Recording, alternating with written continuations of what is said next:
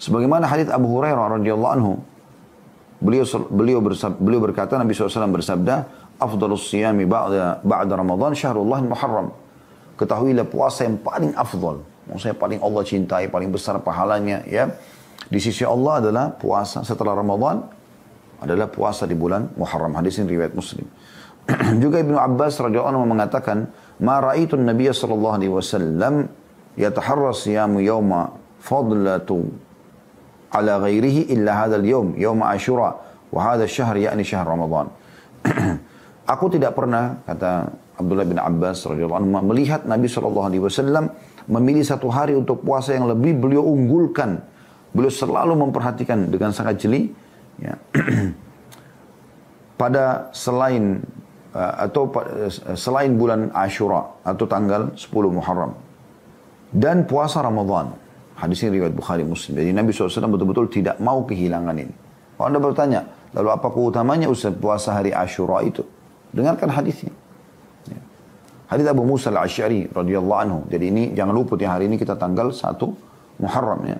Dan insya Allah 9 hari dari sekarang ya. 8 hari dari sekarang kurang lebih. Karena 9 dan 10 kita dianjurkan puasa ya. Kita mulai dulu tanggal 10-nya karena ini puncaknya puasa sebenarnya. Yang sangat ditekankan ini. Hadis Abu Musa al-Asy'ari radhiyallahu anhu, beliau berkata, "Kana yaum Asyura ta'udduhu al-yahud 'idan." Orang Yahudi menilai hari Asyura itu adalah hari raya mereka. Qala an-nabiy sallallahu alaihi wasallam fasumuhu antum. Maka Nabi SAW bersabda kepada kami, maksudnya kaum muslimin dari sahabat, puasalah kalian pada hari itu. Hadis ini riwayat Bukhari. Juga hadis Abu Qatadah al-Ansari radhiyallahu anhu. Jadi yang pertama tadi ya, punya perintah dari Nabi SAW untuk puasa hari Asyura itu, tanggal 10 Muharram. Kemudian hadis tadi itu sudah kita sebutkan riwayatkan Abu Musa al-Asy'ari radhiyallahu anhu. Hadis Abu Qatadah al-Ansari radhiyallahu anhu, hadis yang lain, beliau mengatakan su'ila an shaum yaum Asyura faqala kaffaratun sanah. Bahwasanya telah ditanyakan kepada Nabi SAW, apa sih keutamanya puasa satu hari Asyura itu 10 Muharram? Maka beliau mengatakan bisa membersihkan dosa-dosa setahun yang lalu. 365 hari dosa kita dimaafkan yang lalu. Hadis ini riwayat Muslim dan juga Ahmad. Juga Ibnu Abbas radhiyallahu anhu menukil kepada kita. Beliau mengatakan, qadiman Nabi sallallahu alaihi wasallam al-Madinah wal yahudu tasumu Asyura. Nabi SAW waktu tiba di Madinah, beliau menemukan orang-orang Yahudi sedang puasa hari Asyura. Faqalu, hadha yawmun dhahara fihi Musa ala Fir'aun.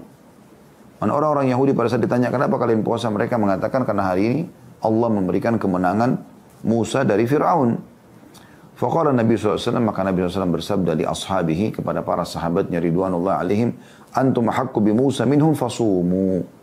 Kalian lebih berhak untuk menghormati Musa daripada mereka orang Yahudi, maka berpuasalah kalian. Hadis ini diriwayatkan oleh Bukhari. Jadi puasa ini teman-teman, walaupun sunnah hukumnya, tetapi penekanannya luar biasa. Nah, penekanannya luar biasa, apalagi keutamaannya bisa mendapatkan pembersihan dosa setahun yang lalu atau 365 hari. Ya. Dan perlu Anda ketahui puasa Asyura ini di awal-awal Islam, hukumnya wajib. Di awal-awal Islam, sebelum ada Ramadan. Karena Ramadan disyariatkan kapan? Tahun 2 Hijriah. Sebelum Perang Badar. Jadi fase Mekah belum ada puasa Ramadan. Ya. Tapi ada puasa Asyura ini. Disebutkan dari riwayat Rubayyi' binti Muawwidh radhiyallahu anha, beliau mengatakan, arsalan Nabi sallallahu alaihi wasallam ghadatu Asyura ila qural Ansar. Bahwasanya Nabi SAW suatu hari pernah mengutus seseorang mendatangi perkampungan orang-orang Ansar di Madinah untuk menyampaikan pesan. Man asbaha muftiran falyutim baqiyata yaumihi wa man asbaha shaiman falyasum. Barang siapa yang di pagi hari ini sudah makan, maka hendaklah dia tetap puasa sampai maghrib. Itu hari Asyura ya. Dan barang siapa yang sudah puasa, maka lanjutkan puasanya. Qalat, maka Rubayyi' berkata radhiyallahu anha, fakunna nasumu ba'd wa nasumu wa nusawwimu ya, sibyanana. Dan kami akhirnya menjaga semenjak peringatan Nabi SAW itu untuk puasa hari Asyura. Dan kami juga mengajak anak-anak kami untuk puasa. Sibyan ini anak-anak yang belum balik ya. Diajak juga puasa hari Asyura. Wa naj'al lahumul lu'ba minal ihin. Ya. Dan kami jadikan mainan buat mereka dari potongan-potongan kain ya. فَإِذَا بَكَ أَحَدُهُمْ عَلَى الطَّعَامِ أَعْطَيْنَاهُ ذَاكَ حَتَّى يَكُونُ عِنْدَ الْإِفْطَارِ. Dan kalau salah seorang antara mereka menangis, anak kecil kami biarkan mereka atau kami berikan mainan tersebut supaya dia tersibukkan sampai, begitulah terus sampai menjelang azan maghrib. Jadi mereka tidak buka puasakan anaknya ya. Mereka coba berusaha mengajak.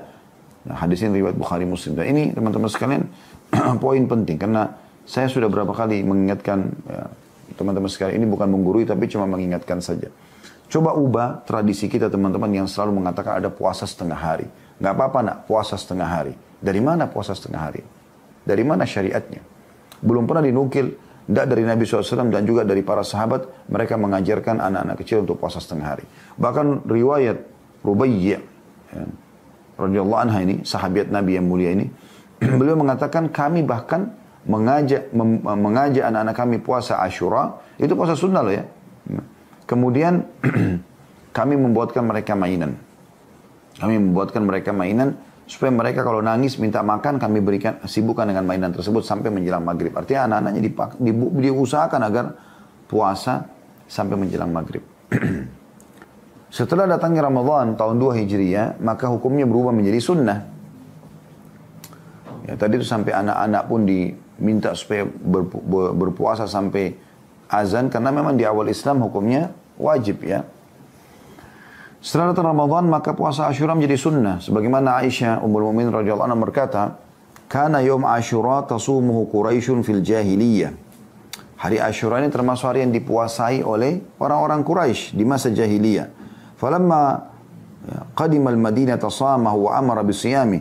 Waktu Nabi SAW masuk ke Madinah, maka beliau melaksanakan puasa Ashura dan memerintahkan sahabat untuk berpuasa. Falamma farada Ramadan taraka yaum Ashura, wa man syaa shamahu wa man syaa tarakah.